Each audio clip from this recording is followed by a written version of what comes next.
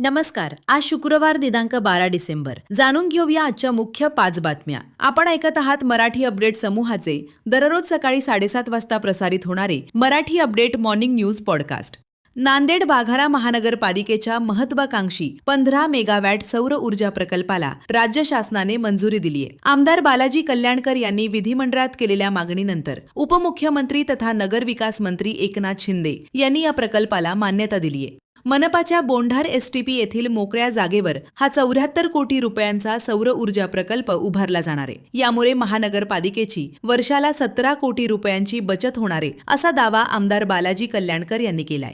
महाराष्ट्र शासनाच्या 150 दिवसीय ई-गव्हर्नन्स कार्यक्रमाचा एक महत्त्वपूर्ण टप्पा म्हणून नांदेड जिल्हाधिकारी कार्यालयाने व्हॉट्सअॅप चॅटबॉट प्रणालीची सुरुवात केली आहे. नागरिकाभिमुख, पारदर्शक आणि सुलभ प्रशासनाचा लाभ अधिकाधिक नागरिकांपर्यंत पोहोचवण्यासाठी ही सुविधा विकसित करण्यात आली आहे. हा चॅटबॉट मराठी आणि इंग्रजी भाषांमध्ये उपलब्ध असून जिल्हाधिकारी कार्यालयाशी संबंधित सर्वसमावेशक माहिती नागरिकांना सहज मिळावी या दृष्टीने त्याची रचना करण्यात आली आहे. यासाठी QR कोड स्कॅन किंवा 866-822-3326 या क्रमांकावर व्हॉट्सअॅप संदेश पाठवा आणि जिल्हाधिकारी नांदेड यांच्या माहिती, तक्रारी, योजना व संदर्भातील व्हॉट्सअॅप सुविधांचा लाभ घ्या, असे आवाहन जिल्हाधिकारी राहुल कर्डिले यांनी केले आहे. विश्वगुरु भारत माता मंदिर, खानापूर फाटा, तालुका देगलूर येथे 11 ते 17 डिसेंबर या कालावधीत संत तुकाराम त्रिशतकोत्तर अमृत महोत्सव, श्रीमद भागवत कथा ज्ञानयज्ञ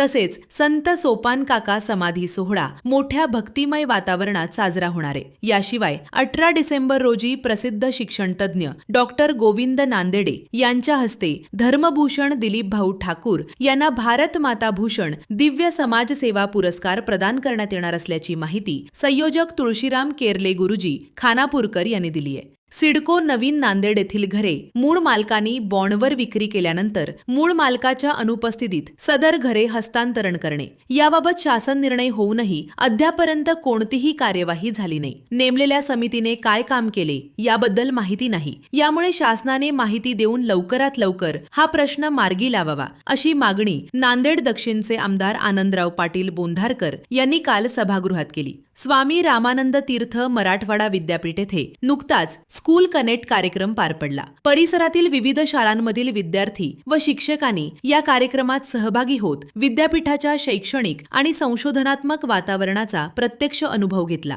हा कार्यक्रम आविष्कार 2026 महाराष्ट्र राज्य आंतरविद्यापीठ संशोधन संमेलनाचा एक महत्त्वपूर्ण घटक ठरलाय. शाळेतील विद्यार्थ्यांमध्ये उच्च शिक्षण आणि संशोधनाबद्दल प्रेरणा निर्माण करणे हा या कार्यक्रमाचा मुख्य उद्देश आहे. दररोज Marathi update morning news podcast ऐकण्यासाठी मराठी अपडेट पॉडकास्ट चॅनलला सबस्क्राईब करा. धन्यवाद.